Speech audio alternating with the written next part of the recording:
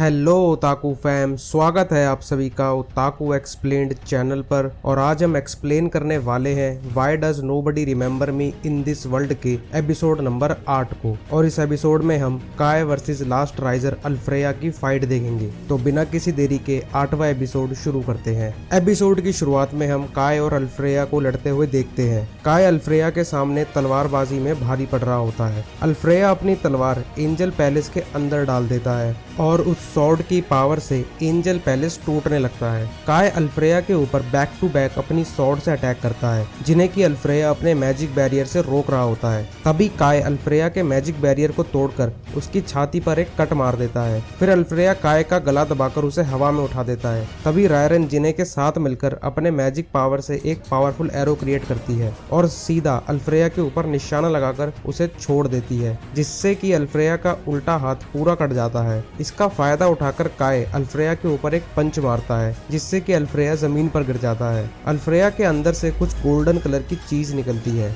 जिसके निकलने के बाद अल्फ्रेया नॉर्मल हो जाता है और ग्रेट एल्डर को कैद करने वाला क्रिस्टल भी टूट जाता है। काय अल्फ्रेया का टूटा हुआ चेहरा देखकर अपने आप से कहता है कि वानेसा के साथ भी कुछ ऐसा ही हुआ था। अल्फ्रेया काय से कहता है कि सिड ने मुझ पर भरोसा करके बताया था कि ये तो मौजूद होने ही वाला था। और ये बताते वक्त सिड काफी फ्रस्ट्रेटेड था। अल्फ्रेया काय को बताता है कि वर्ल्ड री इनकारनेशन की असली वजह नफरत है और काय को इस वर्ल्ड से नफरत को मिटाने के लिए कहकर वो भी वानेसा की तरह गायब हो जाता है, जिसके बाद एंजल पैलेस भी पूरी तरह से तबाह हो जाता है। ग्रेट एल्डर एंजल पैलेस के टूटे हुए टुकड़ों को आराम से नीचे ले जा रही होती है। काय उनसे पूछता है कि क्या अल्फ्रेया का बिहेवियर लास्ट राइजर के आने के बाद से चेंज हुआ था, जिस पर रफेलो उसे कहता है कि हाँ, लास्ट राइजर के आने के बाद से अल्फ्रेया ने एंजल्स के साथ दूरी बनाना शुरू कर दिया था। जिसके बाद हम देखते हैं कि रिने फिर से वही सपना देख रही होती है, जिसमें कि वो और सिड लास्ट राइजर से बचकर भाग रहे होते हैं। सिड लास्ट राइजर से पूछता है कि क्या तुम लोगों ने ये सब करा है, जिसके बाद रिने होश में आ जाती है और काय को देखकर उससे गले लगा लेती है।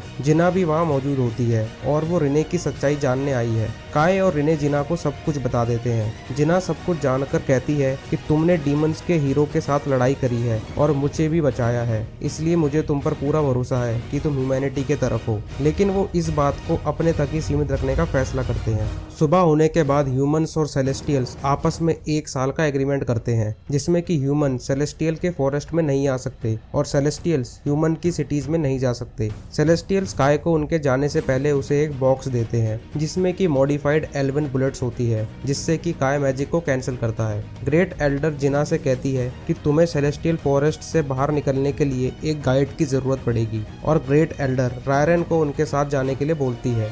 जिना ग्रेट एल्डर से पूछती है कि तुम हमारी हेल्प क्यों कर रहे हो, जिस पर ग्रेट एल्डर कहती है कि उन्हें जानना है कि अल्फ्रेया के साथ ये सब कैसे हुआ। और ग्रेट एल्डर उन्हें बताती है कि 10 साल पहले लॉर्ड अल्फ्रेया ने एक घुसपैठियों को पकड़ा था, जो कि थी मिथिकल बीस्ट की हीरो फैंग किंग रैथ ई। रफेलो कहता है कि मैंने उन्हें आपस में देखा था और वो दोनों ही अकेले थे। उन्होंने आपस में कुछ घंटों तक बात करी, लेकिन उनको देखकर ऐसा लग रहा था कि वो लोग बहस करने की जगह कुछ प्लानिंग कर रहे हैं। और उस दिन के बाद से लास्ट राइजर अल्फ्रेया की साइड आ गया। जिसके बाद हम देखते हैं कि जिना अग्रीमेंट की सारी इंफॉर्मेशन आयो रेबल आर्मी को बता रही होती है। जिना डांटे को उसके जाने से पहले सप्लाईज देने के लिए शुक्रिया कहती है। डांटे उसे कहता है कि अगर अब तुम्हें बाकी के 2 हीरोज को हराना है तो तुम्हें अपना लड़ने का तरीका चेंज करना होगा, क्योंकि 2 हीरोज को हराने के बाद अब बचे हुए 2 हीरोज ह्यूमंस को लाइटली नहीं लेंगे। इसलिए रेबल आर्मीज के साथ में मिलकर लड़ना जरूरी होगा। और जो यूलुन रेबल आर्मी का कमांडर है, उसका नाम लायन किंग